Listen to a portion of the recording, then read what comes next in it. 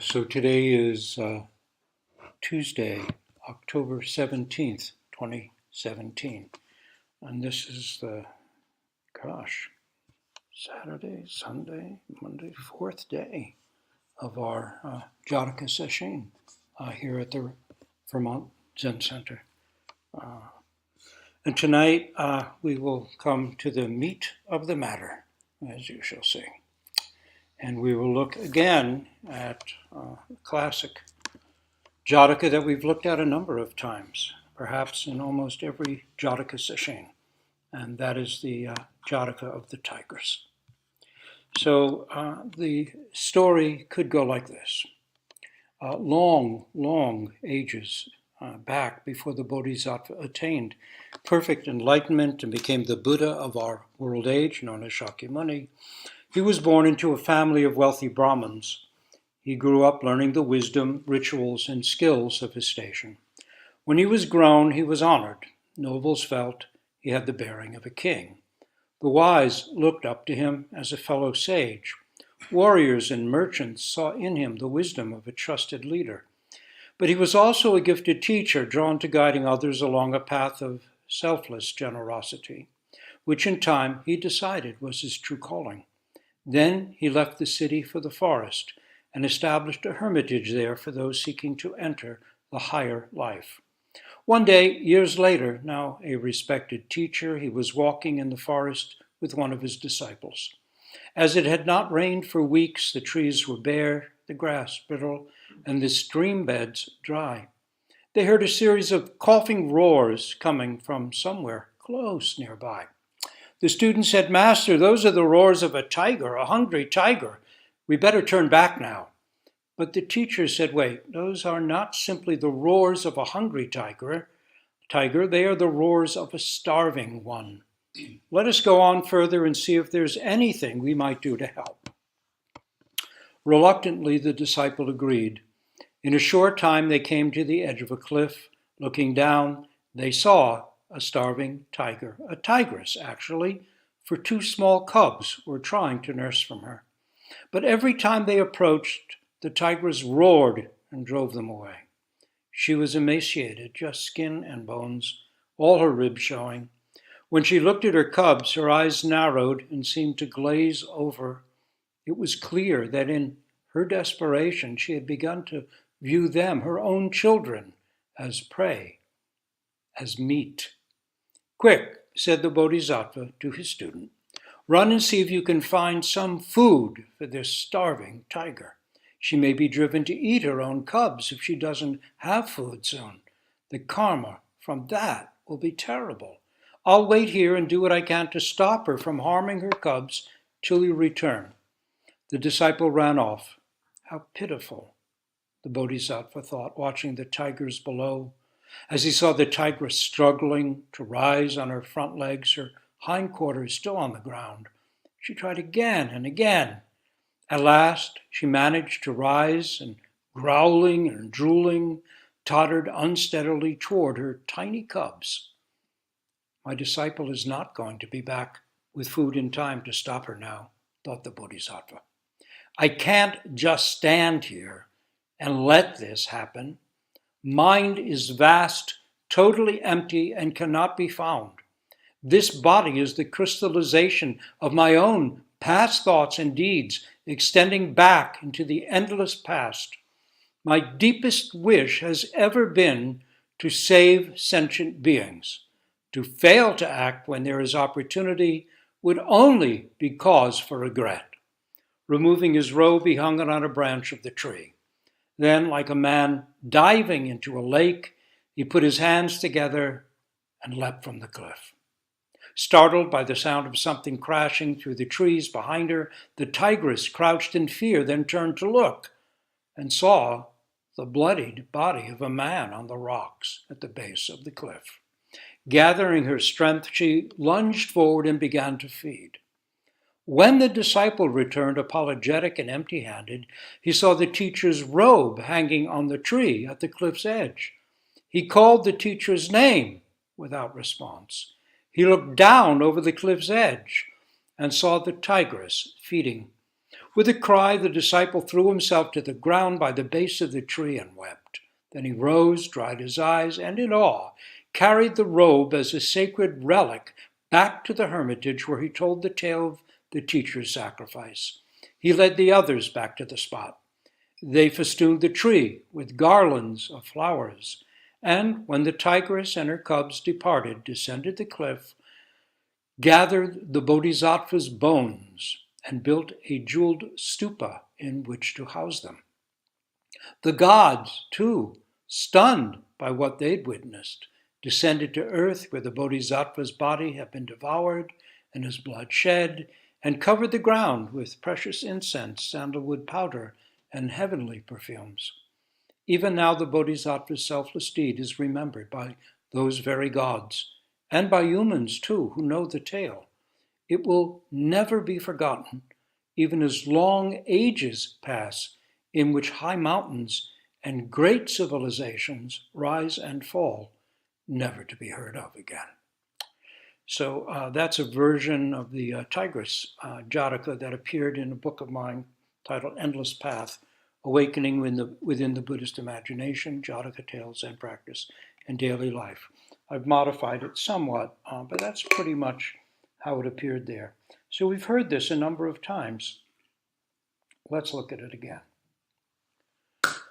Again, to remind you, Aryasura placed this Jataka first in his important 4th century Mahayana collection of 34 Jatakas, the Jataka Mala, or Rosary of Jatakas. Clearly from the start, right at the beginning of his book, he aimed to show that what the path was actually about. Compassionate, selfless activity arising out of non-duality. There is a beautiful miniature 7th century Japanese Buddhist shrine with paintings of the Tigress Jataka on it at Horyuji Temple in Nara.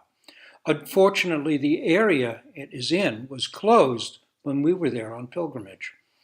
The paintings on this, it's called the Tomomushi Shrine, you can Google it and see the paintings, show the Bodhisattva hanging his robe on a branch of the tree at the edge of the cliff.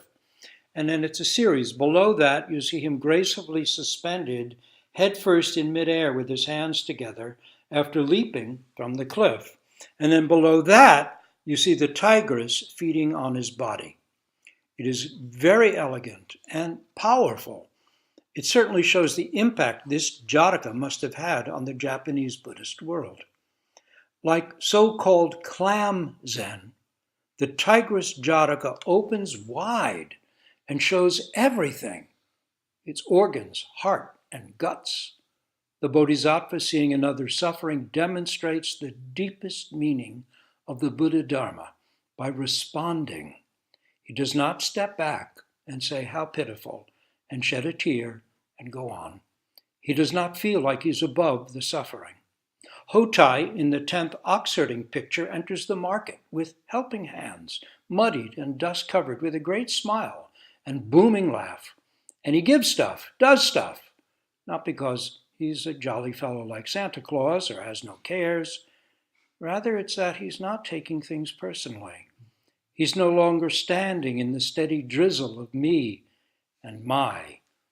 He's not tried to get rid of me and my either. It's simply all fallen into perspective. Like when your vision is off and you get a new prescription and suddenly glasses and everything falls into place. Seeing correctly, you can do things correctly, like drive your car, not hit someone or kill yourself with your own uncorrected blindness. Me and my is a kind of partial blindness. Zen practice corrects our bad, actually our awful vision. The 13th Dalai Lama, the one before the current 14th, always commented on one Jataka each year at the Great Prayer Festival held annually in pre-communist Tibet. This one, the Tigress. Every year he spoke on just this one, again and again. Clearly he found it inexhaustible. Selflessness, courage, compassion, commitment, non-dual prajna wisdom, generosity, all are here. For us too, it is turning out to be inexhaustible. I think we've looked at it at almost every Jataka sitting. In many native spiritual traditions, we find deep respect for the sacred value of all life. It is the mystery all our ancestors felt when looking into the eyes of a dying deer, or saw the green leaf throbbing in a leaf, or the green life, throbbing in a leaf of wild plum. This respect for life itself remains central in Zen, even today. Ryokan, the beloved poet and monk whose training temple Ensuji we visited on our pilgrimage in Japan, cut a hole in the roof of his little hut so a bamboo plant could continue to grow and grow and not be stifled. A Hasidic legend says that every blade of grass has an angel hovering over it, whispering, "Grow, grow." The great yet poverty-stricken haiku poet Issa aired his fleas and lice on sheets of paper when he washed his clothing. Then he put them back into his clothes afterward. In such small, selfless acts of compassion, the Tigress Jataka lives on. We can carry this forward ourselves in simple ways by not letting water run unnecessarily, not leaving lights burning when no longer needed, trapping bugs and releasing them outside rather than squashing them, moving worms from the sidewalk after rains, and so on. Our Zen ancestors extended a mind of compassion to all living things. Chore Enji, Hakuin's great heir, created a Bodhisattva's vow in which he says, "I am only a simple disciple, but I offer these respectful words. When I regard the true nature of the many dharmas, I find them all to be sacred forms of the Tathagata's never-failing essence. Each particle of matter, each moment, is no other than the Tathagata's inexpressible radiance. With this realization, our virtuous ancestors gave tender care to beasts and birds with compassionate minds and hearts." He and others did not do this because the Buddha had once said, "Even as a mother regards her child, her only child, so should we monks regard all living things." And then they tried to live up to it. No, they did it because they themselves actually awoke to not two, not even one, and could not do otherwise. Then out of pity for moths, they did not light lamps at night, but sat in darkness. And in respect for the life of a mouse, they did not put out traps, but bits of food instead. Once, in another long ago past life, the Bodhisattva, as a rabbit, we've mentioned this before in this session, jumped into a fire to feed a starving beggar with his body. In this Tigress Jataka, that same Bodhisattva, seeing a starving tigress about to devour her cubs, again gives the only food at hand, which is again himself. Where can I find food, he thinks? From where will help come? How can I myself save beings and offer nourishment? In one extreme sort of Jataka, the Bodhisattva, as a young prince, not much more than a child really, we are told, used to go out to a graveyard at night and there cut off bits of his own flesh to feed the vultures. This is compassion of the direst and most direct sort. But it is our own dilemma, too. How do we ourselves eat and live and also nourish others? Food is always essential, but what is essential food?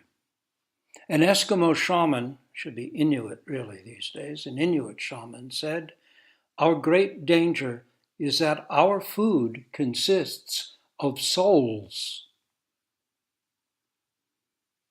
That is, in order to live, we must kill living beings who also have a precious life.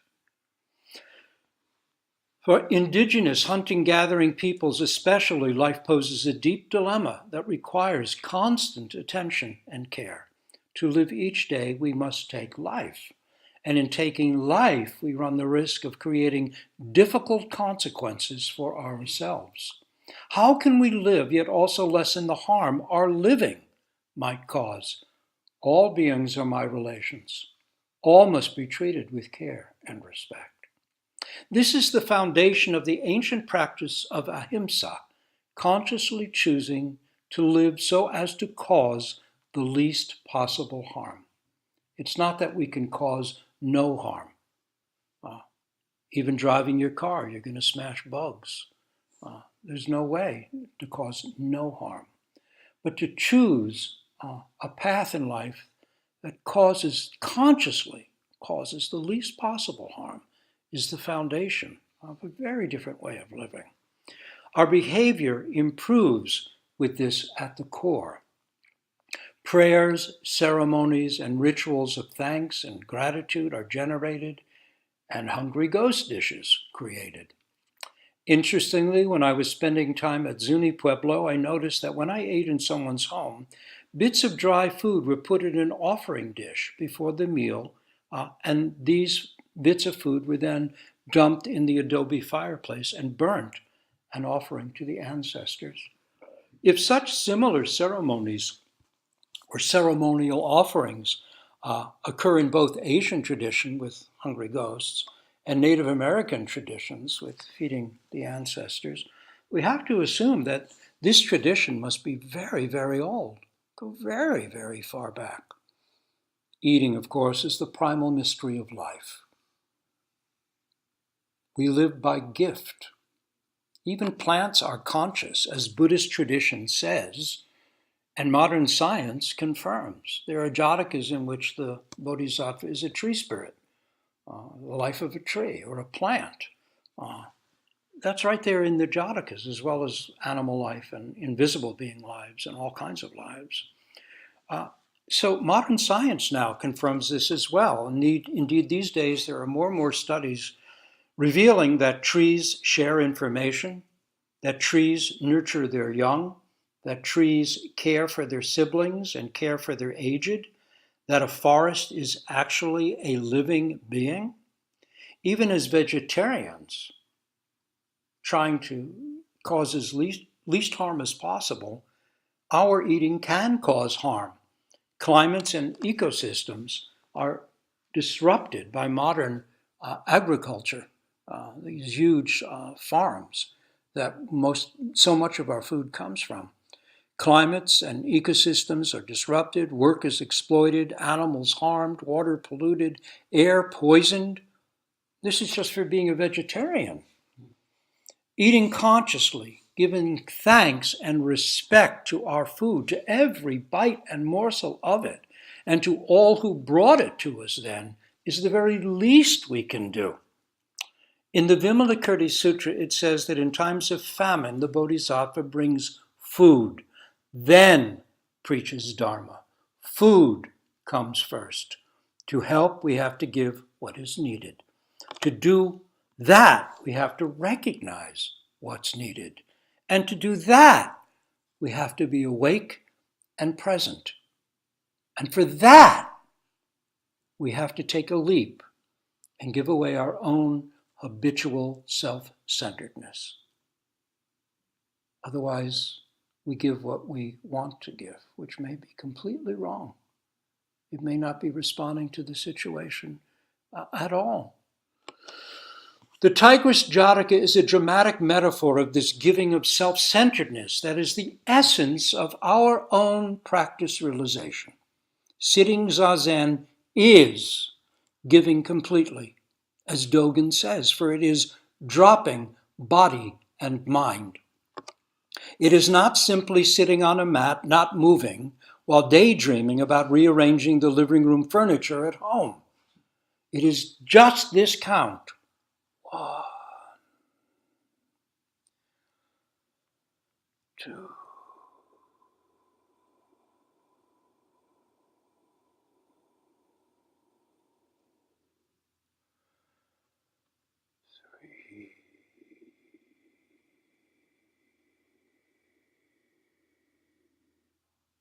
Just this breath.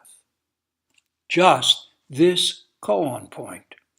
This dropping of self-concern is an ancient path, the core of all real spirituality. Its roots probably extend back to the Paleolithic. Of course, the Tigress Jataka may also be a stunning account of an actual historic event, the record of a past life of the Buddha of our world age, Shakyamuni. As such, it is beyond comprehension, directly, totally, selflessly, unmistakably embodying compassion, generosity, and selflessness.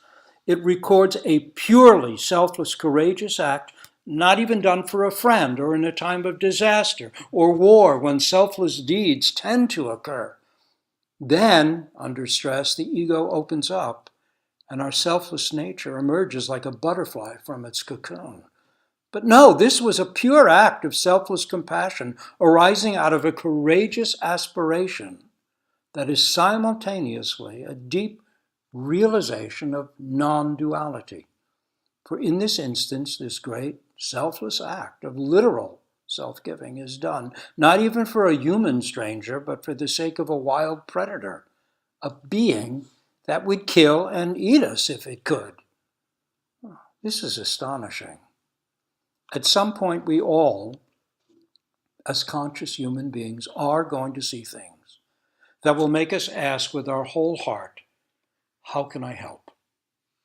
And we will be driven to find some response, some answer.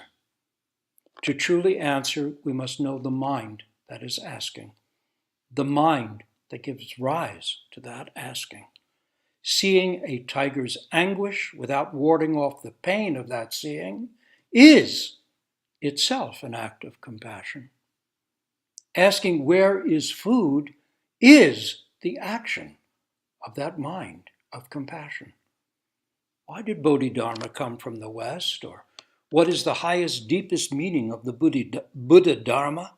Is a question posed in Zen. Shang Lin Kyorin answered, sitting long, getting tired.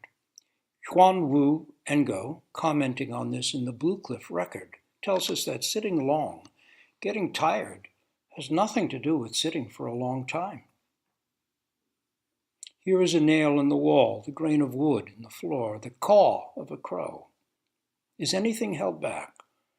The most profound reality is presented as high drama in the Indian Jatakas, but as quite ordinary and mundane in the Mondo and koans of ancient China. The Bodhisattva leaps from a cliff to feed a starving tigress and her cubs with his own body. Shang Lin says, sitting long, getting tired. He too holds nothing back. In Zen wisdom is not just a matter of realizing the unity of life, but also of recognizing the ultimate worth of each living thing. Zen teaches us to awake, which means not to live in self-centered dreams, separated from this flower, this bird, this tigress, this person. When we awake to even a slight degree, we momentarily drop habitual self-centeredness. We let go of the deeply rooted idea of my body, my mind. We become conscious of what has always been eternal, selfless, pure, as the Kanzeon says, the original face from before our parents were even born. Roshi Kapleau used to say that from an absolute perspective, the life of an ant, a flea, or an Einstein are equal, equally mysterious, equally central to the universe, equally it. This is the realm of prajna. No eye, ear, nose, tongue, body, mind, no self, no other. Nothing to compare an ant to. Nothing to make an ant's worth relative that is compared to the life of an Einstein. Each is simply mysteriously itself. An ant is an ant is an ant. This worth, this sacredness of each life is what the Bodhisattva commits to in the Tigress Jataka. He shows us that the function of prajna is compassion. Compassion is embodied wisdom. Like water and ice, without water, no ice, is to misuse a line from Zen Master Hakuin's Zazen Wasan. Song in praise of Zazen. Selfless Bodhisattva activity takes place in the world of comparisons, the ordinary world of relativity, of relation and comparison, where a tigress is just a bloodthirsty predator, and a person might be categorized as prince, beggar, fool, sage, rich, poor, man, woman, tall or short. But such action steps forward into the ordinary from the realm of prajna. And these two realms are not separate. They are not two, not even one. Form is emptiness, emptiness form. This is the heart of all true Zen. Wisdom that is compassion seems foolishness to our ordinary self-centered self. Ryokan's other spiritual name was Daigyu. It means great fool. The thief left it behind, the moon at the window. He wrote, after being robbed, he wasn't being nice, or even mindfully accepting his difficulty. He was leaping from a cliff, being a great prajna fool. He was presenting naked truth. The thief left it behind, the moon at the window. To see that the life of another is as valuable as my own life is the beginning of doing something about it. Not reacting defensively and self-centeredly to our problems is the beginning of acting positively. Greed, anger, and ignorance are not separate illnesses. Greed, anger, and ignorance are side effects. The illness is duality. The cure is not emptiness as separate from form. The medicine is in the illness. It is homeopathic. In realizing that the starving tigress is us, we begin to do something about her plight. But as the Jatakas show, it might be lifetimes before that realization functions. So we keep at it. Commitment is perseverance, is enthusiasm, and this too is prajna. Self-centered practice is wiped away by ongoing practice. Thoughts of how can I manipulate the structure of sesshin to work for me dissolve as we come to see that we are sesshin. Then we are no longer separate, trying to use the schedule to get something. So too with the daily actualities of life. We are the circumstances, difficulties, tangents, obstacles, anxieties, setbacks, responsibilities, failures. There is a key to equanimity or steadiness in the face of difficulties, and it is not stoicism or detachment. That key is ongoing practice realization. Not just the work of practice, and not just a moment of awakening. The ongoing practice of realization, the realization of practice, gives us space to breathe, even when our back is against the wall, or when we stand at a cliff's edge, or as the Lotus Sutra chapter on Kanzeon puts it, when there is a mass of fire, or the executioner's sword is poised, or if demons gather, or, well, fill in the blanks from your own life. There is still a way to be free. That way is itself Kanzeon, Kanon, Bodhisattva of compassion, selfless hearer of the cries of the world. The Tigress Jataka is a dramatic expression of one totally giving, totally seeing, totally acting, totally realized selfless moment. It shows a non-dual, absolute perspective. Tigress as myself, as well as its selfless, compassionate expression. It faces head-on the ancient question, what should I do about someone else's suffering if, in the deepest sense, that someone else is myself? At the same time, let's be honest. This Jataka is inexplicable and makes no sense.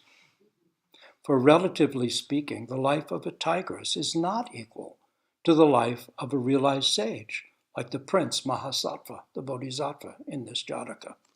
It is right not to want to be eaten by a wild animal. Our daughter Arya was trailed by a mountain lion when she lived in Montana. To that hungry carnivore, she was just meat.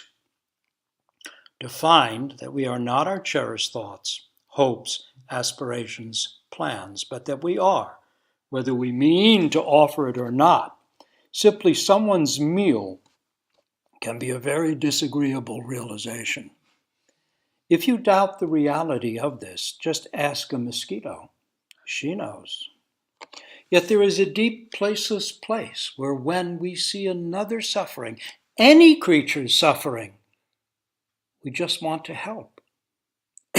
Most of the time we hold back to act more reasonably. And we say things like, I already gave, say them to ourselves, or that's terrible, but what can I do? Or I'll send money, or we may think, the terrible sadness of life, and even be motivated to practice more deeply. But good as any of that is, it is not ultimate. Even the ultimate is not ultimate if we stick to it. A Zen saying goes, even Shakyamuni himself is only halfway there. The Buddha went on and on, countless lives after this profound act of giving, refining an already lofty view. Form is emptiness. Emptiness form is the heart of perfect prajna wisdom. To realize this fully is the endless path of the Bodhisattva. Shakyamuni, after countless lives of dedicated practice realization, awoke to it more fully than any being in our world age. There are two ways tradition records that moment of awakening. Wonder of wonders, all beings are Buddha or Buddhas, fully, innately, inherently endowed with wisdom and compassion. Only their self-centered delusions prevent them from knowing it. And also, the other version, at this moment, I, together with all beings on this great earth, have attained the way. To realize this vast, empty mind is to realize what's always been, what's always here, and what is the true nature of all. Nothing is added, only our self-centered delusions taken away. This, too, is leaping from the cliff and provides not an end, but a new beginning. The challenge and the meaning of Zen and the way of the Bodhisattva comes down to this very moment. How do we live this breath? How do we relate to this river, this person, this pain, this bird, this morning star, this living, this aging, this dying? How will we enter each moment, each situation fresh and new, nothing held back? There doesn't need to be a tigress and cubs. For us, there is this wall, this flower, this pain in the knees, this rumbling stomach, this angry neighbor, this impossible boss, this ailing friend, this waking at 3 a.m. thinking about our children and our world. This is more than enough for the likes of us. In Sesshin, we take away our ordinary self-centeredness, our hideouts and habits, hobbies, responsibilities, even loves, the attachments that make us who we are. We let ourselves get eaten by the schedule, the breath, the koan, the hours of zazen, by doksan, by Buddha, Dharma, Sangha. This choice to briefly forego our ordinary life is a step towards homecoming, happiness, and wisdom. Sesshin does not cause wisdom. Rather, it helps us see the wisdom that is always ours. It, too, is a way of leaping from a cliff to feed a starving beast.